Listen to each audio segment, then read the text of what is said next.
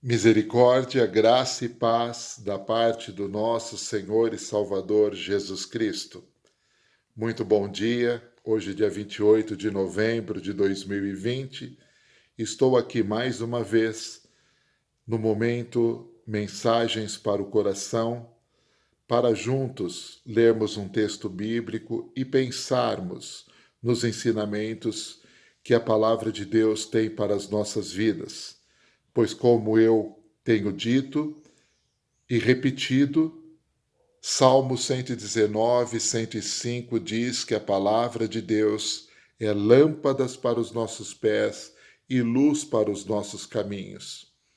E nestes dias de tantas dificuldades, estes dias de uma polarização de ideias, de religiosidades, políticas e tudo mais, nada melhor do que examinar o puro, simples e completo Evangelho de Jesus Cristo e encontrar no Evangelho de Jesus Cristo as respostas para um caminhar em santificação, um caminhar rumo ao céu. Pois, afinal de contas, o próprio Senhor Jesus vai dizer, lá em João capítulo 14, versículo 7, que Ele é o caminho, a verdade e a vida, e que ninguém vai ao Pai senão por Ele. Não existe atalhos, não existe denominações religiosas que levem uma pessoa para o céu. Não existe outro ser que possa levar alguém para o céu.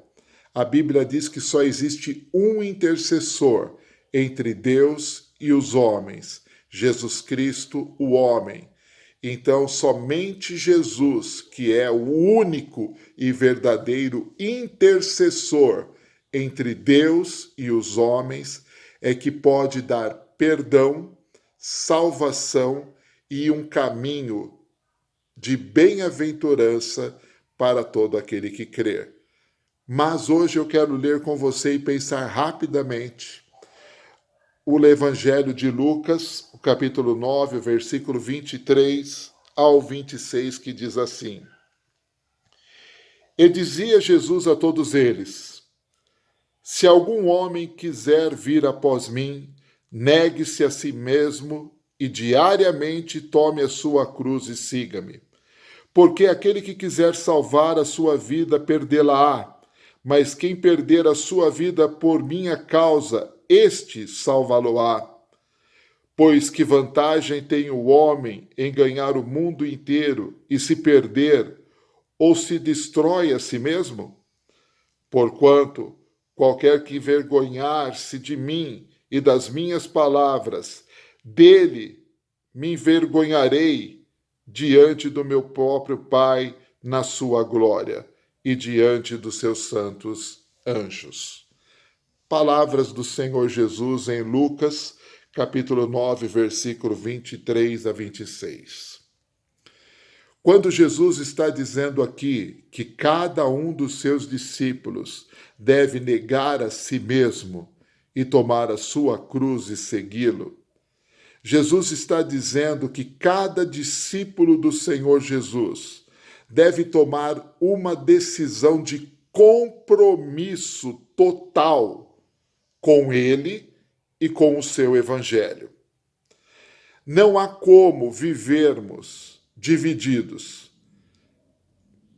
O que eu digo ser dividido? Não adianta dentro da igreja sermos uma coisa, em atividades religiosas vivermos e procedermos de uma determinada maneira, e quando estamos no nosso dia a dia, na nossa vida diária, quer na nossa casa, no nosso trabalho, na nossa escola, num passeio, quer entre amigos, entre conhecidos ou desconhecidos, as nossas atitudes forem completamente contrárias as atitudes das boas novas da palavra de Deus.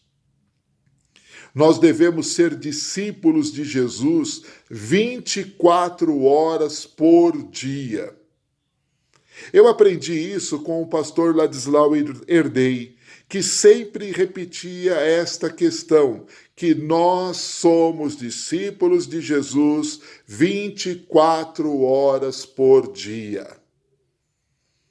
E ser discípulo de Jesus é ter um compromisso, é viver a palavra de Deus e pregar a palavra de Deus, seja por palavras ou por testemunho através das nossas atitudes e das nossas ações diante de todas as pessoas. Mas sabe, meu querido e amado irmão, há uma cruz na caminhada cristã que precisa ser compartilhada entre nós, que amamos a Deus e temos Jesus Cristo como Senhor e Salvador.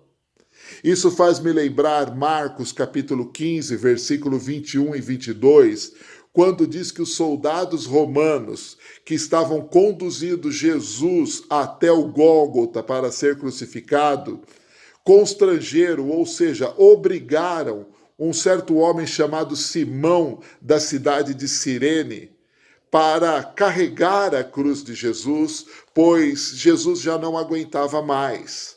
O sofrimento de Jesus já estava no limite.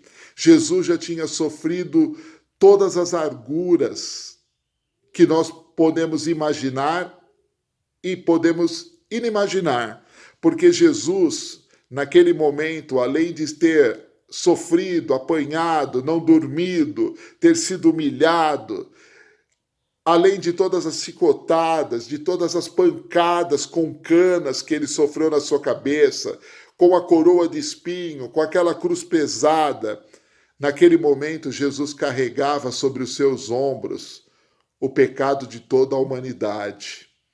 Então chegou uma hora que Jesus não aguentou o peso da cruz.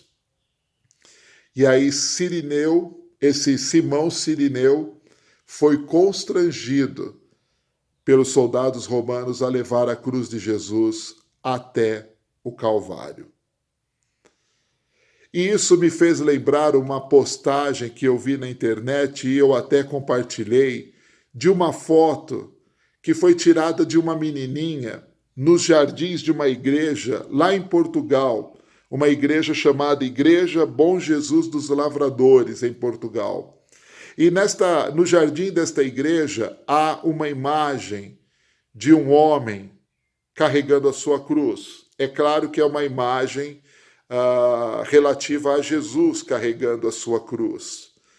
E Jesus está engatinhando e a cruz pesada sobre os seus ombros, e aquela menininha numa atitude de criança, mas uma atitude verdadeira, vai lá correndo e pega a cruz pela parte de trás para ajudar a carregar a cruz.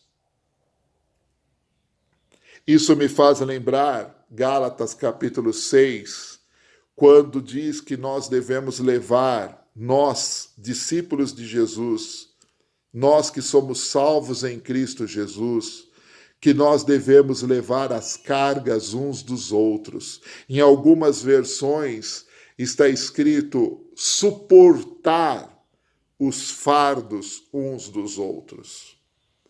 E a minha pergunta que eu faço para você é a mesma que eu fiz para mim mesmo enquanto eu preparava essa reflexão.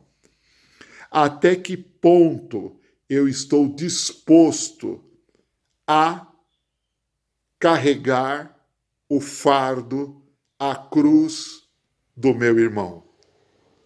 Eu não posso assumir um compromisso de fé pelo meu irmão junto a Jesus Cristo, porque a Bíblia me ensina que cada um dará conta de si mesmo a Deus.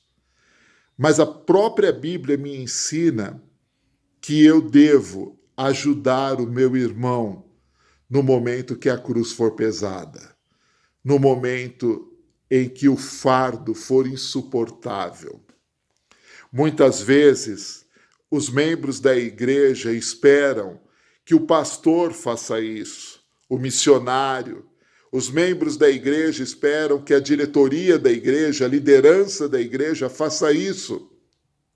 Afinal de contas, Nós damos o dízimo, nós ofertamos. Que os pastores e os líderes da igreja façam aquilo que precisa ser feito.